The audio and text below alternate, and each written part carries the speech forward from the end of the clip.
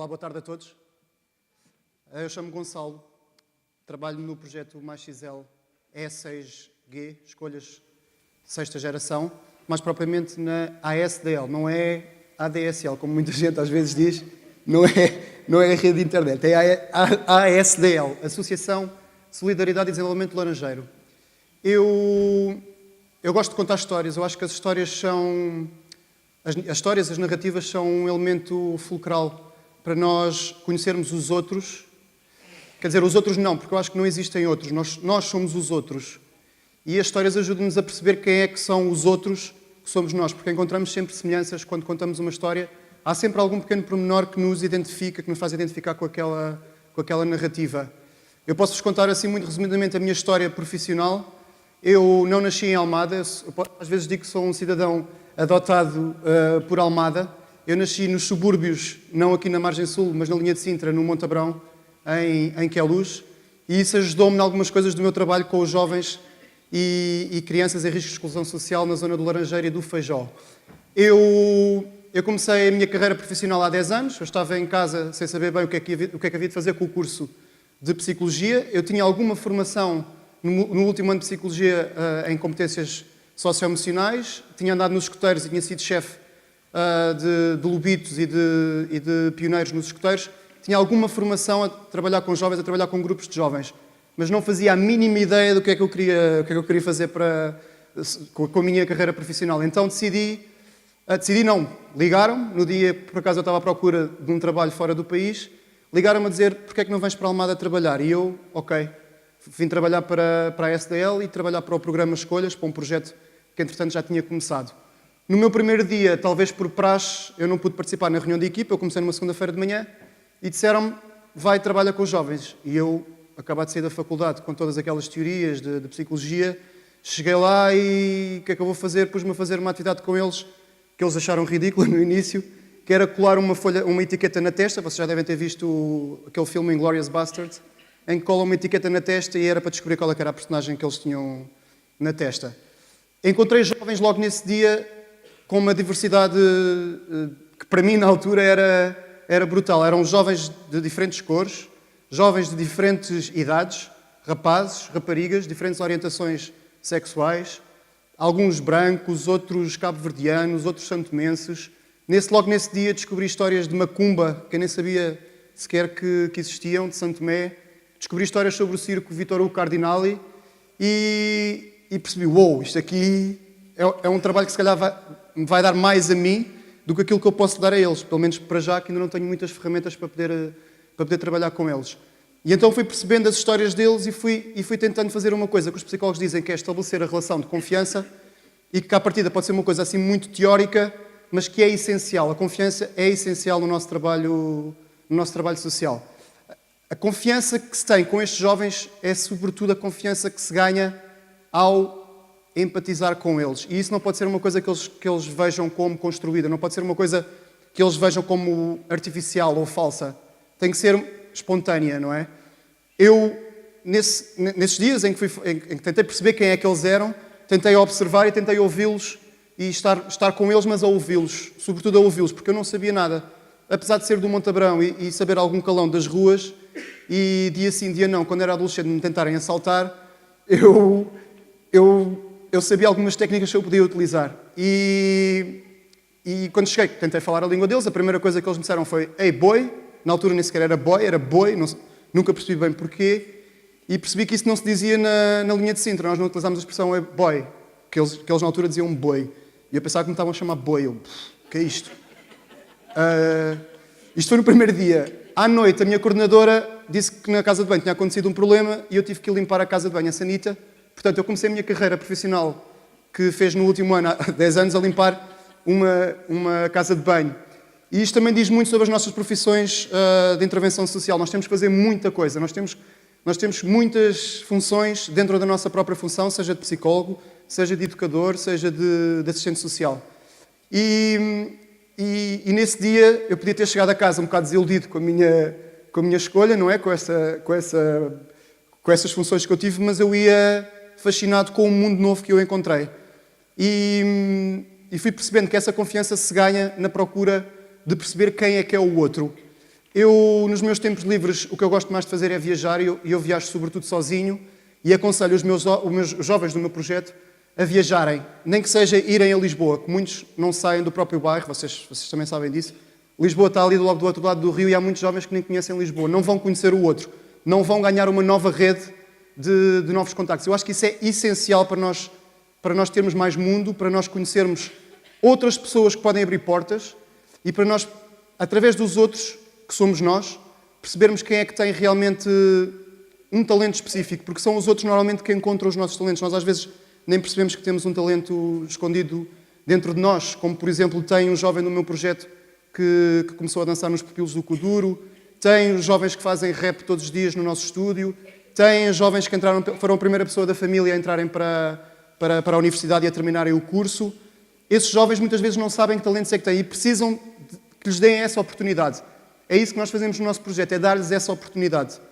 Eu, como estava a dizer, eu gosto de viajar e eu acho que quando nós estamos a viajar, seja para Lisboa, seja a Corroios, seja à África do Sul, como eu fiz há alguns anos, é a melhor oportunidade que nós temos para sair da nossa zona de conforto e de conhecermos o que é realmente diverso. É fácil para mim estar em Portugal, num país maioritariamente de brancos, e trabalhar num projeto onde as crianças são maioritariamente de ascendência africana, não é? E eu decidi, para muita tristeza dos meus pais dos meus pais, decidi juntar dinheiro e ir à África do Sul. E eu senti pela primeira vez o que era ser o único branco num sítio específico. E fui um bocado naif, fui sair à noite, fui jantar a um restaurante, por acaso português, isso não atesta muito sobre a minha procura da diversidade. Fui procurar um restaurante que me disseram, um restaurante português de um madeirense, e fiz uma coisa que não devia ter feito, que foi sair à noite, foi estar à noite na rua. É impossível estar à noite na rua na África do Sul, é preciso apanhar um táxi numa rua de 500 metros, porque a probabilidade de nós sermos assaltados com uma arma de fogo, é enorme. E eu passei durante 2 semanas a ouvir histórias sobre racismo. Eu já conhecia o apartheid, isso foi a razão que me levou à África do Sul, foi ter nascido nos anos 80 e ter crescido a ouvir falar sobre o Nelson Mandela e sobre o apartheid. E isso foi a razão que me levou a ir à África do Sul. E então nós já temos estas histórias todas de terror, de medo, do desconhecido, dos tiros, das facadas, que muitas vezes também acontece, e também nós vemos isso no subúrbio. Basta vocês escreverem Laranjeira ou escreverem o nome de uma escola no YouTube, a primeira notícia que aparece vai ser, quase certeza, uma notícia da TVI ou do Correio da Manhã, em que um jovem foi esfaqueado à porta da escola, quando não é noticiado todas as coisas boas que se fazem no nosso concelho. Quando eu digo nosso, é porque eu já sinto Almada como fazendo parte da minha identidade e da minha diversidade. E eu fui para a África do Sul com essas ideias. Ainda por cima li um livro de um autor sul-africano que se chama Desgraça. Portanto, eu já ia pensar que ia haver uma desgraça. Eu saí do restaurante e mal pus um pé fora do restaurante, eu percebi, ok, é de noite, eu não devia estar aí para o sítio onde vou dormir a pé. Mas depois tinha lido no guia que aquela terra, que se chama Naisna, é uma das terras mais seguras da África do Sul. Não faz mal. Passado 2 minutos, eu não estou a exagerar, passado 2 minutos, ouço alguém a assobiar e a chamar Mister. E eu juro-vos que a primeira coisa que eu pensei foi nos meus pais e numa chamada telefónica que caiu a meio de manhã, e eu pensei mesmo que ia morrer. Pensei mesmo. Foi a primeira e a única, felizmente até agora, vez em que eu achei mesmo que ia morrer. E fiquei imediatamente triste e pensei, não, eu tenho que reagir. E isto foi uma coisa que eu fui aprendendo também no meu trabalho, no dia-a-dia, é que nós temos que reagir. Nós, quando trabalhamos com adolescentes, nós temos que reagir no imediato, porque cada um deles é um mundo em crise. Alguns justificada, alguns sobre-dramatizada, não é? Eles vêm para o nosso projeto com as maiores crises, seja porque em casa têm famílias completamente disfuncionais, seja por um pequeno pormenor que os faz arrebentar completamente, não é? Vocês conhecem? Acho que toda a gente aqui já foi adolescente e vocês ainda são e sabem disso. Esse mundo está em conflito constante. E nós somos muitas vezes as pessoas que canalizam essa violência. Ou seja, eu já ia de alguma maneira, inconscientemente, habituado a essa violência. E este sul-africano que me começou a chamar, eu comecei a acelerar o passo, não é? Pensei, vou ser assaltado. Comecei a acelerar o passo e ele começou a correr e pôs à minha frente. Infelizmente, parei mesmo ao pé de um multibanco. Por burrice, não é? Não? Parei à frente do multibanco e pensei, ele vai-me roubar o dinheiro todo, não sei como é que vou para Portugal, se tiver uma faca, não sei o que é que vou fazer. E a minha reação foi agir no imediato e trabalhar sobre o improviso, que é muitas vezes também o que nós devemos fazer nestes, ou deveríamos, em todos os técnicos, e os técnicos do nosso projeto fazem isso todos os dias, que é reagir no imediato e tentar improvisar. E ele apareceu-me pela frente. Agora imaginem, e não estou a exagerar, isto parece que é de filme, mas ele era jovem, não tinha dentes nenhuns na boca, tinha a cara cheia de cicatrizes de facadas na cara e tinha um gorro que é hábito usar na África do Sul. A maioria das pessoas usa um gorro, mesmo com bom tempo, no verão usam todos gorro, e o gorro estava tapado, não dava para ver bem os olhos. E ele chegou à minha frente e disse, Mister, e tudo em inglês, vou dizer em português, Mister, porquê que começaste a correr? E a primeira coisa que eu disse foi, hoje é dia de Liga dos Campeões, joga o Chelsea contra o Atlético de Madrid e eu sou fã do Mourinho. E eu detesto o Mourinho, eu não gosto do Mourinho, peço desculpa. Porque eu sou português. E ele ficou a olhar para mim, eu acho que ele não estava à espera, e ficou a olhar para mim, és português? Eu nunca conheci nenhum português. E tu gostas de futebol? E aí eu pensei, ok, ele é africano, e a maioria dos africanos na África do Sul gostam mais de futebol, os brancos gostam de rugby. Isto não é... Pronto, isto é um preconceito, não é? Mas assim, muito generalizando, é isto que acontece. E ele ficou admirado de eu gostar de futebol. E ficou a olhar para mim e disse, mas tu gostas de futebol? Começámos a falar sobre futebol, eu disse que era psicólogo, e ele entretanto, pedia-me dinheiro, eu por dentro estava em pânico, não é? Mas tive que utilizar algumas das técnicas que utilizo no meu projeto e que os meus colegas de profissão e da equipa utilizam, de tentar manter uma conversa e tentar manter a calma. Por dentro eu estava a chorar e ele ia-me pedindo dinheiro e às tantas fiquei uma hora a falar com ele e a tentar conhecê-lo, porque cada vez que ele me pedia dinheiro e se aproximava de mim para me agarrar, eu fazia-lhe mais uma pergunta. Perguntava-lhe se ele tinha filhos, quantos anos é que tinha, se ele era Zulu, se ele era Cosa, não sei dizer bem. E às tantas ficámos a conversar e sair dali com um abraço dele. Eu estava a tremer porque pensava que ele ainda me ia dar uma facada. E saí dali com um abraço dele, a chorar, os dois, não é? Já estávamos os dois a chorar, eu de medo e ele por ter havido ali alguma empatia e por alguém ter feito perguntas sobre o alcoolismo dele, sobre a questão de ter, nunca mais ter visto a filha por estar separado da mulher, por ela ter outra religião, não ser Zulu. E eu fui para casa a chorar e a pensar, depois tive pesadelos durante alguns tempos, e fui para casa a pensar neste episódio e nesta forma muitas vezes ignorante, ou quase sempre ignorante, que nós temos de ver o outro. E a questão da empatia para mim é fulcral. Se nós nos focarmos em alguma coisa que o outro tenha e que seja uma ponte connosco, nós conseguimos realmente perceber a história do outro e conseguimos fazer algum tipo de ligação com o outro. Não é por nada que se diz um estranho é um amigo que nós ainda não conhecemos. Isto pode ser perigoso para uma criança, ok, mas para um adulto esta pode ser uma filosofia de vida, que é o outro ser alguém que pode ser solidário, alguém que nos pode ajudar, alguém que nós podemos ajudar.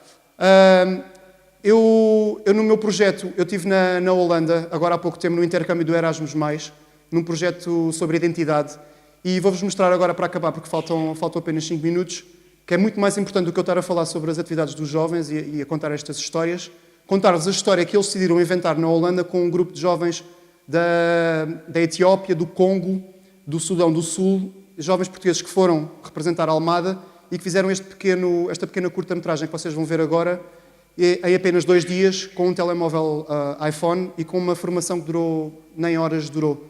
Por isso, fiquem com os alguns jovens do meu projeto num vídeo sobre identidade e diversidade. Obrigado.